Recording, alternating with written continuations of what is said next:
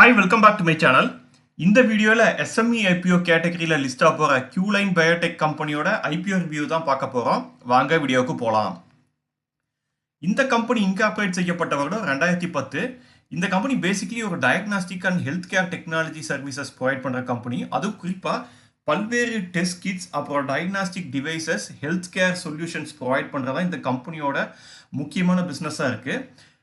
இவங்க கோரா கான்சென்ட்ரேட் பண்ணுறது எதுலன்னு பார்த்தீங்கன்னா அவங்க டயக்னாஸ்டிக் ரீஏஜென்ட்ஸை டெவலப் பண்ணுறது மேனுஃபேக்சர் பண்ணுறது அதுபோக டெஸ்ட் கிட்ஸ் அப்புறம் பாயிண்ட் ஆஃப் கேர் டிவைசஸை தயாரிக்கிறது அதுபோக மெடிக்கல் டயக்னாஸ்டிக் அப்புறம் பேத்தாலஜி எக்யூப்மெண்ட்டை மேனுஃபேக்சர் பண்ணுறது டிஸ்ட்ரிபியூட் பண்ணுறது தான் இவங்களோட மெயின் பிஸ்னஸ் ஃபோக்கஸாக பண்ணுறாங்க. இந்த கம்பெனிக்கு இந்தியாவில் இருக்கிற பல்வேறு டயக்னாஸ்டிக் லேப்ஸ் அப்புறம் ஹாஸ்பிட்டல்ஸ் மெடிக்கல் காலேஜஸ் அப்புறம் ஹெல்த் கேர் அண்ட் பேத்தாலஜி சென்டர்ஸ்லாம் இவங்களுக்கு கிளைண்ட்ஸாக இருக்காங்க. இவங்களுக்கு அவங்களோட டிஸ்ட்ரிபியூஷன் நெட்வொர்க் மூலமாக இவங்களோட ப்ராடக்ட்ஸும் சப்ளை பண்ணுறாங்க. இந்த கம்பெனியோட கோர் ப்ராடக்ட் போர்ட்ஃபோலியோ அதுவும் டயக்னாஸ்டிக் ப்ராடக்ட் போர்ட்ஃபோலியோவில் என்னென்ன ப்ராடக்ட்ஸில் இருக்குன்னு பார்த்தீங்கன்னா RT-PCR கிட்ஸ் அப்புறம் viral RNA DNA extraction kits rapid HIV infectious disease test kits haemoglobin analyser haematology analyser VTM transport media அப்புறம் semi auto and fully auto biochemistry அனலைசர்னு சொல்லி பல்வேறு டயக்னாஸ்டிக் ப்ராடக்ட்ஸை இவங்க அவங்களோட டயக்னாஸ்டிக் ப்ராடக்ட் போர்ட்ஃபோலியோவில் வச்சுருக்காங்க. இந்த கம்பெனியோட கஸ்டமர் ஸ்ட்ரென்த்தை பொறுத்த வரைக்கும் இந்தியாவில் கிட்டத்தட்ட 15,000க்கு மேற்பட்ட கஸ்டமர்ஸ் இருக்காங்க. இதில் கார்பரேட் டயக்னாஸ்டிக் செயின்ஸ் அப்புறம் hospitals pathology labs medical colleges CROs கூட உள்ளடங்கும். இதுபோக இந்த கம்பெனிக்கு குளோபல் ப்ரெசன்ஸ் கூட ஸ்ட்ராங்காக இருக்குது. Qline Biotechnology தற்போது US ஸ்பெயின் பிரான்ஸ் அப்புறம் UAE கத்தார்னு சொல்லி சில அரப் கண்ட்ரீஸ்க்கும் அவங்களோட ப்ராடக்ட்ஸை எக்ஸ்போர்ட் பண்ணுறாங்க. கிட்டத்தட்ட 15க்கும் மேற்பட்ட நாடுகளுக்கு இவங்க as of December 2025 அவங்களோட ப்ராடக்ட்ஸை எக்ஸ்போர்ட் பண்ணிருக்காங்க. இது மட்டும் கிடையாது, இவங்களுக்கு வேர்ல்டு வைட் கிட்டத்தட்ட 150க்கு மேற்பட்ட இன்டர்நேஷ்னல் டயக்னாஸ்டிக் கம்பெனிஸோட இவங்களுக்கு பார்ட்னர்ஷிப்பும் இருக்குது. So basically health care and diagnostic செக்டரில் ஒரு வேகமாக வளர்ந்துட்டு வர்ற ஒரு எமர்ஜிங் கம்பெனி இவங்க. ஸோ இதுதான் இந்த கம்பெனி பண்ணுற பிஸ்னஸ். இப்போ இந்த கம்பெனியோட IPO டீட்டெயில்ஸ் பார்த்துடலாம். IPO மூலமாக கம்பெனி திரட்ட போகிற மொத்த பணத்தோட மதிப்பு எவ்வளோன்னு பார்த்தீங்கன்னா 215 கோடி. IPO May 21 இருந்துட்டு May 25 வரைக்கும் ஓப்பனாக இருக்கும் அப்ளை பண்ணுறதுக்கு. இதுக்காக கம்பெனி செட் பண்ணியிருக்க ப்ரைஸ் பேண்டாக பார்த்தீங்கன்னா லோவர் ப்ரைஸ் பேண்டாக 326 ரூபாயும் அப்பர் ப்ரைஸ் பேண்டாக 343 ரூபாயும் ஃபிக்ஸ் பண்ணியிருக்காங்க. ரீட்டைல் இன்வெஸ்டர்ஸ் மினிமம் 2 லாட் வாங்குற மாதிரி இருக்கும். ஒரு லாட்டுக்கு 400 ஷேர் அப்புறம் 2 லாட்டுக்கு டோட்டலாக 800 ஷேர் வாங்குற மாதிரி இருக்கும். ஸோ இந்த 2 லாட் ஷேர் வாங்குறதுக்காக செலவு எவ்வளோ ஆகுதுன்னு பார்த்தீங்கன்னா 2,74,400 ரூபாய் ஆகுது. Share allotment date 26th May, refund date 27th May, share listing date 29th May.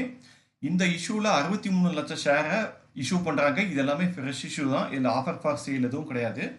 Post IPO listing இந்த கம்பெனியோட மார்க்கெட் கேபிட்டல் எவ்வளவாக போகுதுன்னு பார்த்தீங்கன்னா 800 கோடியாக இருக்க போகுது. இன்னைக்கு தேதிக்கு இந்த ஷேரோட கரண்ட் கிரே மார்க்கெட் ப்ரீமியம் எவ்வளவா இருக்குன்னு பார்த்தீங்கன்னா 100 ரூபாயா இருக்குது. அதாவது அப்பர் ப்ரைஸ் பேண்டை பார்க்கும்போது ஒரு ஷேரோட மதிப்பு 443 ரூபாய்னு சொல்லி ட்ரேட் ஆகிட்டு இருக்கு கிரே மார்க்கெட்டில். அடுத்து இந்த கம்பெனியோட ஃபினான்ஷியல்ஸ் பார்த்துடலாம். ஸோ ஃபினான்ஷியல்ஸை பொறுத்த வரைக்கும் கம்பெனியோட ரெவன்யூ ஃப்ரம் ஆப்ரேஷன்ஸ்ங்கிறது இயர் ஆன் இயரில் ஸ்லோ அண்ட் ஸ்டடி இன்க்ரீஸ் ஆயிருக்கு. 2023 மார்ச்சில் அது 184 கோடியாக இருந்திருக்கு. இது 2024 206 கோடியாக உயர்ந்திருக்கு. இது 2025 மார்ச்சில் 322 கோடின்னு சொல்லி உயர்ந்திருக்கு. இதே ப்ராஃபிட் ஆஃப்டர் த டேக்ஸ் பார்த்தீங்கன்னா 2023 32 கோடி, அதுக்கு அடுத்த வருஷம் 35 கோடி பக்கம் உயர்ந்திருக்கு.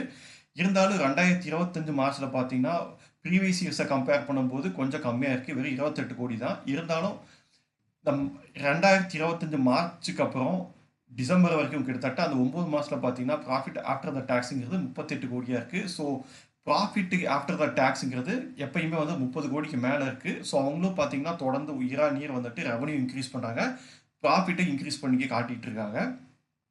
பாரோயிங்ஸை பொறுத்த வரைக்கும் 2023 மார்ச்சில் அது 74 கோடியாக இருந்திருக்கு.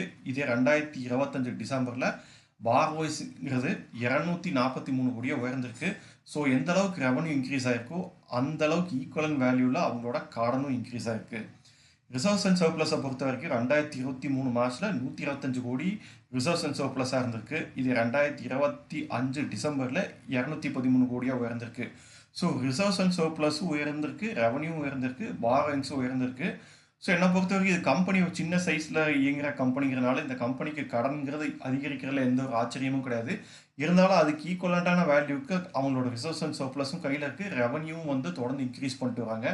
ஸோ இது ஃபினான்ஷியல்ஸை பொறுத்த வரைக்கும் இது ஒரு மோசமான ஃபினான்ஷியல்ஸாக நான் பார்க்கல. கடன் மட்டும் கம்மியாக இருந்ததுன்னா இந்த கம்பெனியோட ஃபினான்ஷியல்ஸ் இன்னும் பெட்டராக இருக்குங்கிறது என்னோட ஒப்பீனியன். அடுத்த அப்ஜெக்டிவ் ஆஃப் த இஷ்யூன்னு பார்த்தலாம். ஐபிஓ மூலமாக கிடைக்கிற பணத்தை யூஸ் பண்ணி கம்பெனி அவங்களோட லாங் டேர்ம் ஒர்க்கிங் கேபிட்டல் ரிக்குவயர்மெண்ட்டை ஃபுல்ஃபில் பண்ணிக்க போகிறாங்க. அது போக அவங்க வாங்கியிருக்க கடனை பார்ஷியலாவோ இல்லை ஃபுல்லியோ ரீபே பண்ணுறதுக்கு யூஸ் பண்ணிக்க போகிறாங்க. இது போக ஜென்ரல் கார்பரேட் பர்பஸ்க்கும் இந்த இஷ்யூலேருந்து வர பணத்தை கம்பெனி யூட்டிலைஸ் பண்ணிக்க போகிறாங்க. அடுத்து இந்த கம்பெனியில் இருக்க ப்ரோஸ் அண்ட் கான்ஸ் என்னன்னு பார்க்கலாம். இந்த கம்பெனியில் நான் ப்ரோஸாக பார்க்குற விஷயம் என்னென்னு பார்த்தீங்கன்னா, இந்த company diagnostic and health care செக்டரில் தான் இருக்காங்க. இது இந்தியாவில் வளர்ந்துட்டு இருக்கிற ஒன் ஆஃப் த பிக்கஸ்ட் இண்டஸ்ட்ரின்னு சொல்லலாம். ப்ளஸ் அவங்களுக்கு டைவர்சிஃபைடு ப்ராடக்ட் போர்ட்ஃபோலியோ இருக்கிறதும் இந்த பிஸ்னஸ் ஸ்டெபிலிட்டி நல்ல அளவில் இருக்குங்கிறத காட்டுது. அது போக இவங்களுக்கு வந்து 1.4 மில்லியன் கிட்ஸ் தயாரிக்கிற கெப்பாசிட்டி இருக்கிற ஒரு மேனுஃபேக்சரிங் சென்டரும் இருக்குது. இதன் மூலமாக பார்த்தீங்கன்னா எதிர்காலத்திற்கு வச்சிருக்க டிமாண்டை கருத்தில் கொண்டு கூட அவங்களால வந்துட்டு ப்ராடக்ட்ஸை வந்து தொடர்ந்து தங்கு தடையின்றி மேனுஃபேக்சர் பண்ணி சப்ளை பண்ண முடியும். அடுத்து பார்த்தீங்கன்னா கடந்த 2 வருஷத்தில் அவங்களோட ரெவன்யூ க்ரோத்துங்கிற வந்து நல்லா இன்க்ரீஸ் ஆகிட்டு இருக்கிறது பார்க்க முடியுது. இது இந்த கம்பெனியோட பிஸ்னஸ் எக்ஸ்பேன்ஷன் அப்புறம் மார்க்கெட் டிமாண்டை அதிகரிக்கிறதெல்லாம் நமக்கு காட்டுது. ஸோ இதெல்லாத்தையுமே இந்த கம்பெனியில் நான் பாசிட்டிவான விஷயமா பார்க்குறேன். அடுத்து இந்த கம்பெனியில் நான் பார்க்குற நெகட்டிவான விஷயம் என்னன்னு பார்த்தீங்கன்னா, இந்த கம்பெனியோட எஸ்எம்இ கேட்டகரியில் ரிஸ்க் ஆகிறதுனால ரிஸ்க்குங்கிறது கொஞ்சம் இருக்குது. ஏன்னா எஸ்எம்இ ஐபிஓன்னு வந்துட்டாலே லிக்விடிட்டி ப்ராப்ளம்ங்கிறது கண்டிப்பாக வரும். ஏன்னா வந்து நம்ம வந்துட்டு லாட்டாக தான் வந்து ஷேரை வாங்க முடியும், லாட்டாக தான் விற்க முடியும். ஸோ நம்ம இந்த ஷேரை ஒன்ஸ் வாங்கினதுக்கப்புறம் முதல் சில வாரங்களுக்கோ மாதங்களுக்கோ பார்த்தீங்கன்னா லிக்விடிட்டி நல்லா இருக்கும். இதே ஒரு 3 இயர்ஸ் 4 இயர்ஸ் டவுன் த லைனில் அதோட பிஸ்னஸும் பெருசாக பண்ணலாங்கும் போது நம்மளால் அவ்வளோ ஈஸியாக இந்த ஷேரை வந்து வாங்கவோ விற்கிறதோ வந்துட்டு அவ்வளோ ஈஸியாக இருக்காது. ஏன்னா லிக்விடிட்டிங்கிற ப்ராப்ளம் இருக்கும். இதனாலே பார்த்தீங்கன்னா இந்த எஸ்எம்இ ஐபிஓ ஷேர்ஸ் எல்லாமே ரொம்ப ஹைலி வாலட்டைலாக இருக்கும். இது ஒரு நெகட்டிவான விஷயமா பார்க்குறேன். அடுத்த கம்பெனியோட டெப் பேர்டன்கிறது பார்த்தீங்கன்னா வேகமாக அதிகரிச்சுட்டு வருது இயர் ஆன் இயர். மேலும் இவங்க ஆர்என்டி அப்புறம் எக்ஸ்பான்ஷனுக்காக வந்துட்டு மேலும் கடன் வாங்க வாய்ப்பு இருக்குது. ஸோ இதெல்லாம் பார்த்தீங்கன்னா இந்த கம்பெனியில் கடனை வந்து அதிகரிக்கிறதுக்கான காரணிகளாக நான் பார்க்குறேன். ப்ளஸ் இவங்களுக்கு வந்துட்டு எக்ஸ்போர்ட் மார்க்கெட்லேயும் நல்ல ஒரு பிஸ்னஸ் இருக்குது. கிட்டத்தட்ட 15க்கு மேற்பட்ட கண்ட்ரிக்கு இவங்களோட ப்ராடக்ட்ஸை சப்ளை பண்ணுறாங்க. இதன் மூலமாகவும் சைசபிள் ரெவன்யூ வந்து இவங்க ஜென்ரேட் பண்ணுறாங்க. ஹவவர் இப்போ பார்த்தீங்கன்னா டாலர் ரேட்னாலேயோ இல்லாட்டி ரெகுலேட்டரி அப்ரூவல்னாலேயோ இல்லை சப்ளை செயின் ரிலேட்டட் இஷ்யூலாம் வந்துட்டு வரும்போது இந்த கம்பெனியோட பிஸ்னஸுங்கிறது பாதிக்கக்கூடும்.